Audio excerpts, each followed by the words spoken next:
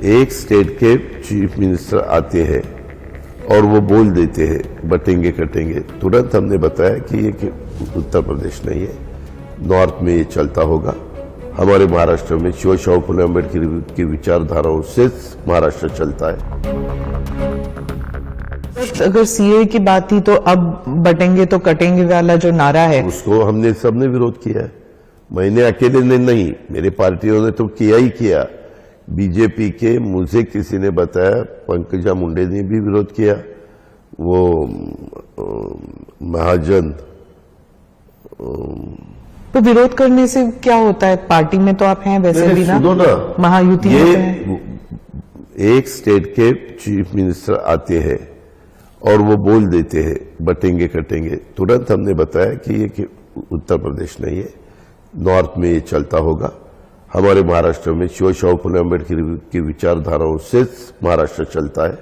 मैंने हमेशा देखा है, जब से मैं पॉलिटिक्स में आया हूं या उससे पहले एक स्टूडेंट के नाते मैं जब सोचता था तो भी मैंने देखा है, उसके बजाय वो दूसरा कोई सोच ही नहीं सकता। अजीत जी, फडणवीस जी से मैंने पूछा यही सवाल, तो उन्होंने कहा इट्स अ हिस्टोरिकल फैक्ट कि हमारे मुल्क में ये हुआ है कि जब हिंदू एक साथ नहीं रहते, बंटते हैं, तो फिर उनका जो पॉपुलेशन है वो कम होता जाता है और वायलेंस बढ़ता है उनके खिलाफ। स्मिता जी, हर एक का अलग अलग, अभी अलग अलग लोगों को हम इंटरव्यू देते हैं, हर एक के सवाल पूछने का अलग अलग सवाल वो पूछ सकते हैं। देवेंद्र जी का क्या आंसर है मुझे मालूम नहीं। मैंने आपको बताया कि हमें ये कटेंगे बटेंगे पसंद नहीं है। पिछली बार जब मैंने आपको इंटरव्यू किया, आपने कहा कि शायद गलती कर दी पवार वर्सेस पवार बारामती, पवार वर्सेस सुले। हाँ, पवार वर्सेस सुप्रिया सुले जो पवार खानदान से ही है, पर अब फिर से पवार वर्सेस पवार हो रहा है बारामती में। आप 3 टाइम एमएलए हैं, फिर भी वहां पर again it is that your nephew is standing for election, तो फिर से वही बात हो रही है। ये देखो, हमारे पार्टी ने पहले मेरा नाम एज अ कैंडिडेट के नाते डिक्लेयर किया, फिर बाद में उनकी लिस्ट आई और उन्होंने कैंडिडेट दिया।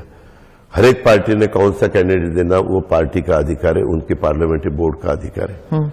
उसके बारे में मैं ज्यादा कुछ कहने वाला नहीं हूं, क्योंकि चुनाव के वक्त जिसका एज 25 पूरा हो जाता है उसको खड़ा होने का अधिकार है। और